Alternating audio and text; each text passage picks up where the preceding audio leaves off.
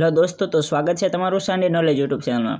मित्रों, आपनु WhatsApp group तेमज टेलिग्रामनी चैनलनी link बंने नीचे description box में मळी जशे। त्यां जईने तमे जॉइन थई शको छो, जेमां तमाम तमने पीडीएफ मळी जशे। तेमज अगाउना जे 1 થી 3 भागना विडियो कम्प्यूटर सीरीजने लगता न जोया होय ते पण विद्यार्थी मित्रों जोई लेजो। तेमज विडियो सारो लागे तो तमारा फ्रेंड सुधी शेर करजो। तेमज एक लाइक करवानुं चूकशो नहीं। तेमज नवा आवेला विद्यार्थी मित्रों चेनलने सब्सक्राइब करी नाखजो। तो चालो अमे मोस्ट आईएमपी प्रश्नोनी आपणे आगळ चर्चा करीए। तो दोस्तों बात करिए कम्प्यूटरना मोस्ट टाइम पे प्रश्नों भाग 4 ની અંદર જે કાલે આપણે તમને કોમેન્ટ બોક્સમાં પ્રશ્નનો જવાબ આપવાનો કીધો હતો તે પ્રશ્નની મિત્રો ચર્ચા કરીએ। તો તમને પ્રશ્ન કીધો હતો કીબોર્ડ વડે ટાઈપ કરેલા અક્ષરો કયા જોવા મળે છે। તો દોસ્તો કીબોર્ડ વડે જે ટાઈપ કરેલા અક્ષરો હોય છે તે વિડીયોમાં જોવા મળે છે। વિડીયોનું ફૂલ ફોર્મ થાય છે મિત્રો વિઝ્યુઅલ ડિસ્પ્લે યુનિટ, એટલે જે ડિસ્પ્લે હોય છે કમ્પ્યુટરની તેના પર જોવા મળે છે। જેમાં ઘણા બધા વિદ્યાર્થીઓનો સાચો જવાબ હતો પ્રજાપતિ પ્રિયાંક, તેમજ મેયર પ્રસાદ, ચૌહાણ ધર્મેન્દ્ર, संजयभाई भांभोर, देवल देसाई, नयन रबारी, भगवानजी झापड़ा, घणा बधा विद्यार्थीओए खूब सरस जवाब आप्यो हतो। मित्रों आज बात करीए 61 नंबरना प्रश्ननी। कया प्रकारना कम्प्यूटरनो उपयोग घर, ऑफिस और बिजनेस में सौथी वधारे प्रमाण में थाय छे दोस्तों। तो तेनो जवाब आवे छे कि पर्सनल कम्प्यूटरनो उपयोग सौथी वधु प्रमाण में जे घरे अने ऑफिस में तेमज बिजनेस में वपराता कम्प्यूटरने पर्सनल कम्प्यूटरनो उपयोग करवामां आवे छे। त्यारबाद बात करीए Indian Institute of Tropical Meteorology जे पुणे खाते आवेलुं छे तेनुं सौप्रथम सुपर कम्प्यूटर बनाव्युं हतुं तेनुं नाम शुं हतुं दोस्तों? तो प्रत्युष नामनुं सौप्रथम तेमणे सुपर कम्प्यूटर बनावेल हतुं।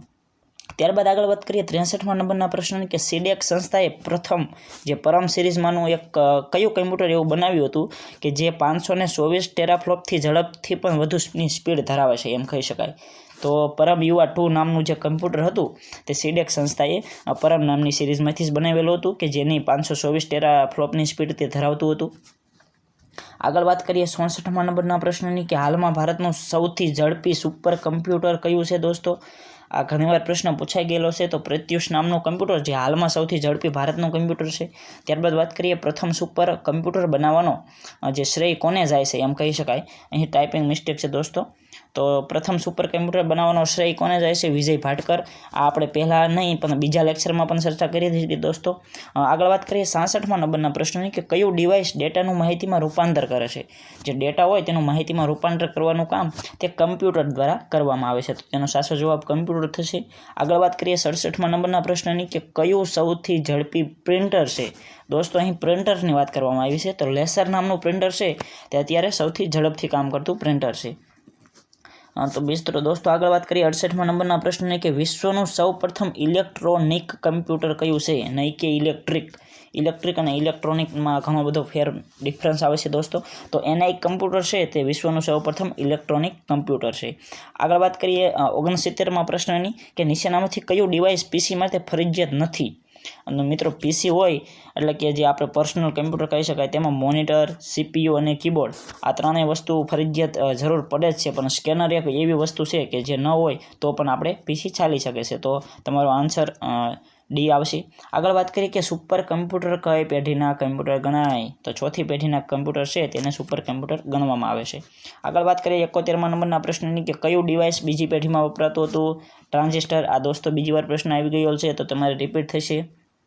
આગળ વાત કરીએ 72મા નંબરના પ્રશ્નની કે માત્ર બાયનરી પદ્ધતિ આધારિત કામ કરતું ડિવાઇસ કયું છે? તો ડિજિટલ કમ્પ્યુટર છે તે બાયનરી પદ્ધતિ આધારિત કામ કરતું કમ્પ્યુટર છે। આગળ વાત કરીએ 73મા નંબરના પ્રશ્નની કે હાલમાં વપરાતા કમ્પ્યુટર કઈ પેઢીના છે? હાલના સમયમાં જે બધા ઓફિસો ઘર તેમજ અલગ અલગ જગ્યાએ જે કમ્પ્યુટર વપરાય છે તે ચોથી પેઢીમાં બનાવેલા કમ્પ્યુટરનો ઉપયોગ કરવામાં આવે છે।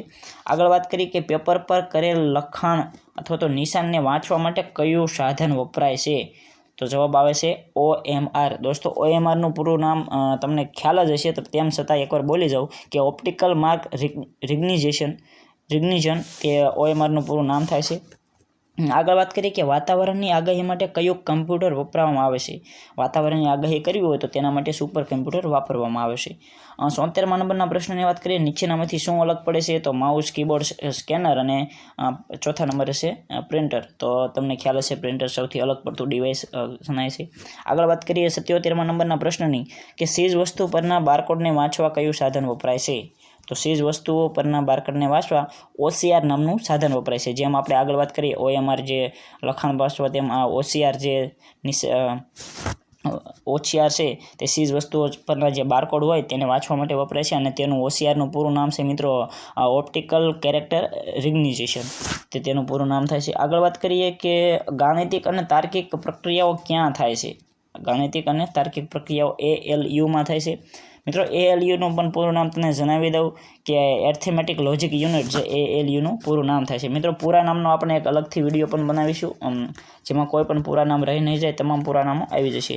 આગળ વાત કરીએ આજના 79મા પ્રશ્નની કે ઇનપુટ ડિવાઇસ કમ્પ્યુટર સાથે જોડવા માટે શું વપરાય છે. તો ઇનપુટ પોર્ટ હોય તો ઇનપુટ ડિવાઇસ જોડી શકાય છે. તેમજ આજનો સાવ સિમ્પલ પ્રશ્ન મિત્રો કે પીસીનું પૂરું નામ જણાવો. દોસ્તો પીસીનું તમારે પૂરું નામ કોમેન્ટ બોક્સમાં જણાવવાનું છે. આ પ્રશ્ન તમને કોમેન્ટ બોક્સમાં આપું છું.